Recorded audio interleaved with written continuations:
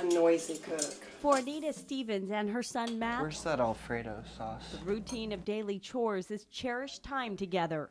They're not squandering their second chance. I could feel the stings of debris hitting me. I just started shaking. The house exploded. I knew something had happened to him. May 22nd, 2011, a violent churning fury cuts through Joplin's heart. An anguished mother I crawled through rubble. I climbed over it. frantically scours through tangled trees, shredded steel, and broken bricks to find her son. There were his car keys laying on top of a pile of rubble. And I lost it. Anita lost it when she found her son's keys. She knew then he had been caught in the tornado. I clutched Matt's keys in my hand the whole time. They were like a talisman to me. I had to have that. It wasn't until morning's light when Matt's parents learned he was flown to a hospital hundreds of miles from the chaos.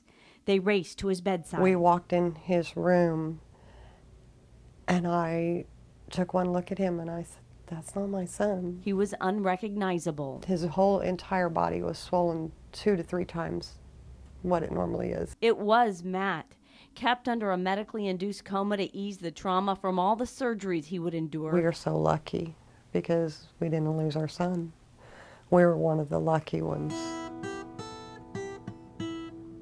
Although time has eased some wounds, a throbbing ache etches up the railroad track on his forearm and stabbing pains course through his leg.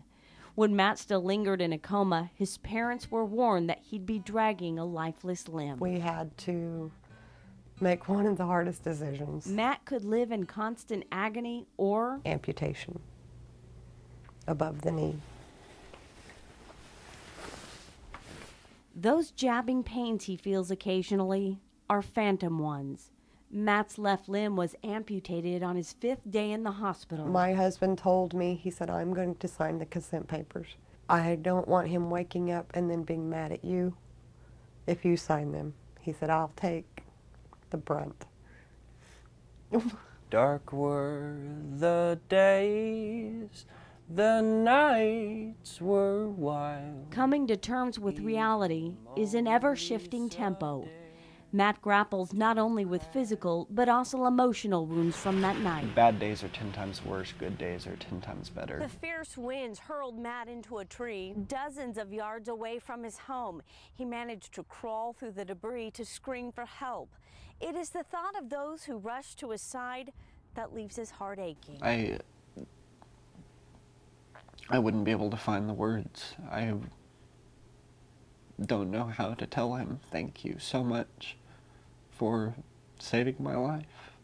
He can't bring himself to find their faces. Instead, he concentrates on life with a titanium limb.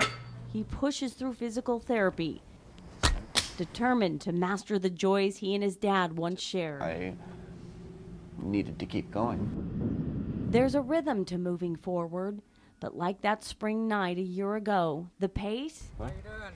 Pretty good. is often set by chance. Last time I saw you, I loaded you in a pickup. I didn't expect to see you. It's one of the men who saved Matt. I need to thank you. I've been meaning to call you or something for months, but I don't know what to say. You didn't have to say anything. If it had been me, you'd have done the same thing.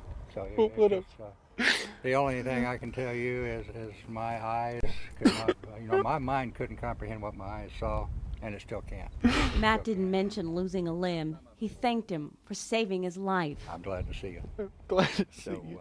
His emotions are raw, but given a fraction of time, a burden is eased and a measure of relief sets in. It has restored my faith in humanity. Words do not exist to describe how thankful I am.